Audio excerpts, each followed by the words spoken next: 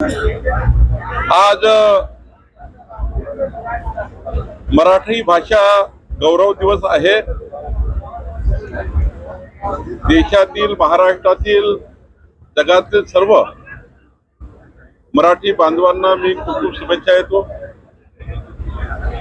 आज कवी कुसुमाग्रज यांचाही जन्मदिवस आहे आणि आजच्या दिवशी खऱ्या अर्थाने मराठी भाषा गौरव दिन आपण साजरा करतो आणि मराठी भाषेला अभिजित भाषेचा दर्जा मिळाला आणि यातून आता संपूर्ण देशातील, विदेशातील, महाराष्ट्रातील मराठी बांधव हा अभिमानाने आपल्या मराठी भाषेला चा गौरव या ठिकाणी करतायत। आज मी पुण्यामध्ये एक्सप्रोच्या त्यातून 2-3 प्रकारचे एक्सपो या ठिकाणी आहे। एक बांधकाम व्यावसायिकांनी त्यांनी केलेल्या कामाचं छान प्रेझेंटेशन आज या ठिकाणी केलं आहे। दुसरीकडे ॲग्रिकल्चर सेक्टरमध्ये जे अत्याधुनिक कृषी क्षेत्राचं डेव्हलपमेंट केलं आहे, कमी शेतीमध्ये जास्त प्रोडक्टिव्हिटी घेतलेली आहे असं छान प्रेझेंटेशन आहे। कमी जमिनीमध्ये जास्त पीक कसं घेऊ शकतो याची प्रेझेंटेशन या ठिकाणी एक्सप्रो मध्ये आहे। असा हा चांगला एक्सप्रो पुण्यामध्ये पुढच्या महाराष्ट्राच्या विकसित महाराष्ट्राकरता आधुनिक तंत्रज्ञान बांधकाम क्षेत्रामध्ये, कृषी क्षेत्रामध्ये, टेक्नॉलॉजीमध्ये, इनोव्हेशन मध्ये या ठिकाणी सुंदर या ठिकाणी एक्सप्रो तयार केलेला आहे। मी या संपूर्ण टीमचं मनापासून अभिनंदन करतो।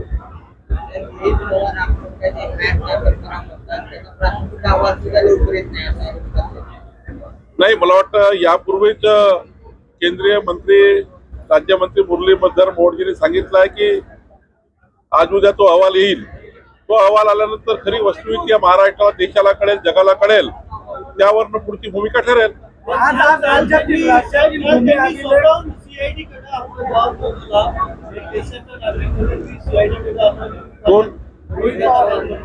माझं एवढंच म्हणणं आहे की थोडा आता जे अधिकृत यंत्रणा आहे त्यांच्या रिपोर्टची वाट बघितली पाहिजे आणि मग त्या ठिकाणी पूर्ण आपल्याकरता दिवस आहेत ना, त्यांना त्यांचा स्वतंत्र अधिकार आहे। परंतु अधिकृतपणे जी एजन्सीज आहे चौकशी मधल्या, त्या एजन्सीचा रिपोर्ट आज ना उद्या येईलच। तो आल्याबरोबर तुम्हाला पुढची भूमिका घेता येतं।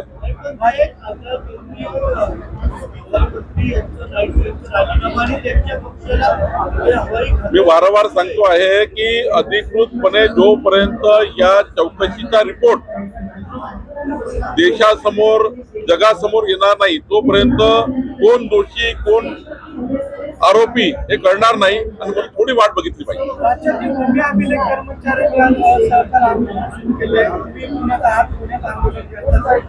नाही, मी 2-3दा बैठक घेतलेला आहे। त्यांना S6 A-सेट पाहिजे, त्याकरता आम्ही त्यांचा आकृतीबंध मंजूर करण्याच्या याच्यामध्ये आहे। मला वाटतं लवकर तोडगा निघेल, फार काही मोठ्या मागण्या नाही आहे, त्यावर आम्ही तोडगा काढणार। नाही, ते जर माझ्याकडे आलं तर नक्कीच चर्चा करेल। याच्यापूर्वी 4-5दा आले आहेत, यापूर्वी 4-5दा माझ्याकडे चर्चा झाली आहे।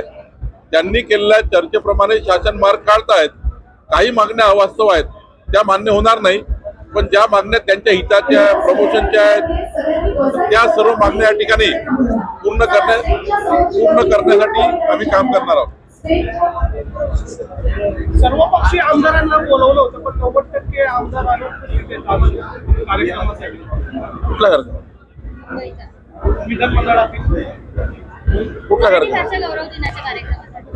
नाही, ठीक आहे। मी आता पुण्याला कार्यक्रमाला असल्यामुळे मी तिथला नव्हतं, पण पुण्यामध्ये बाकी तिथलं काय कोण गेलं याचा मी नक्की तपास म्हणजे चेक करेल की कोण गेलं, कोण नाही गेलं। भाजपचे तर त्या ठिकाणी बऱ्यापैकी आमदार गेले होते।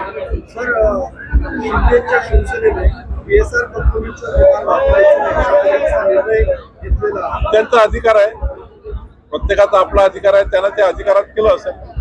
पार्थ पवारांचं नाव काल घोषित झालेलं आहे राज्यसभेसाठी। खरगे समितीचा अहवाल देखील आपल्याकडे आलेला आहे।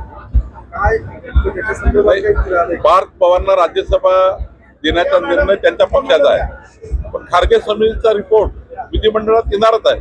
त्यामुळं त्यावर आपल्याला पूर्ण माहिती होईल की या प्रकरणामध्ये कोण दोषी आहे. आमच्या समितीने पूर्ण रिपोर्ट माझ्याकडे दिलाय, माझ्याकडे अहवाल आलेला आहे.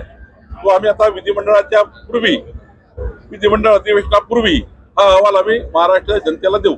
महाविकास आघाडीमध्ये रस्सीखेच चालू आहे एका जागेसाठी शिवसेना आणि राष्ट्रवादीमध्ये. एका जागेवरून हा सगळा जागा कुणाला द्यायची? मी तुम्हाला त्यांनी जर एकमत केलं तर राज्यसभेचा एक खासदार त्यांचा होईल. त्यांनी एकमत नाही केलं तर परमेश्वरच जाणे, मला माहिती नाही. पण आदित्य ठाकरेंची नाराजी पाहायला मिळते. ते कुठेही कालच्या बैठकीत महाविकास आघाडीमध्ये सारेच नाराज आहे. काही मुद्द्यावर ते नाराज आहे, काही मुद्द्यावर हे नाराज आहे. म्हणजे आज परिस्थिती महाविकास आघाडीची अशी आहे, एक दिल के तुकडे हुए हजार, कोई कहा गिरा कोई कहा गिरा, ही स्थिती आहे. राज्यसभेसाठी शिंदेच्या शिवसेनेकडून 2 जागांची मागणी होते असं माहिती होते. शिंदेच्या शिवसेनेकडून नाही, जरी त्यांनी मागणी आहे, आमची चर्चाही झाली आहे, पण तसं जर संख्येचं गणित पाहिलं 36 आमदारांना एक खासदार बसतो, तसं 4 भाजपचे बसतात. आता संजय साहेबांची चर्चा सुरू आहे, संख्येचं गणिताप्रमाणे होईल. शिंदे साहेबांच्या खासदारांनी किंवा आमदारांनी असं ठरवलंय का VSR मध्ये प्रवेश करतात? त्यांचा तो अधिकार आहे, मी त्यामध्ये बोलणं योग्य नाही. दिल्ली में बताइए, आज BCCA का रिपोर्ट आने वाला है, आज ये उसके रिपोर्ट आने से पहले रोहित पवार ने बहुत सारे